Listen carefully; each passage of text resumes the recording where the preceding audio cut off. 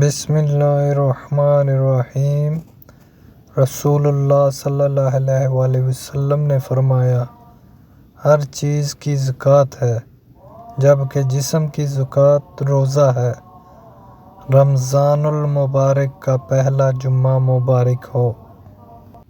رمضان کے ایک روزے کی اہمیت۔ حضرت ابو ہریرہ رضی اللہ تعالیٰ عنہ سے روایت ہے کہ رسول اللہ صلی اللہ علیہ وآلہ وسلم نے فرمایا، جو شخص رمضان کا ایک روزہ بھی بلا غرض، شرعی سفر اور مرض کے بغیر چھوڑ دے، پھر مدت العمر اس کی تلافی کے لیے روزہ رکھے، تب بھی ایک روزے کی کمی پوری نہ ہوگی۔ روزے کا اصل مقصد نفس کی پاکی، صفائی، دھلائی، چمکائی۔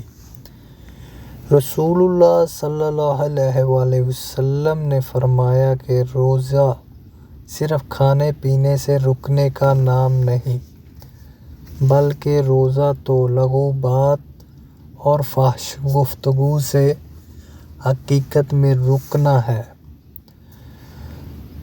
پھر اگر روزے کی حالت میں کوئی تمہیں گالی دے یا تیرے ساتھ جاہلانہ طرز عمل اختیار کرے تو کہہ دے کہ میں تو روزے دار ہوں، میں تو روزے دار ہوں، یعنی جس طرح روزے دار ہوں کہہ کر ان کاموں سے بچو گے، اسی طرح باقی زندگی ان سے بچنے کی عادت بنے گی۔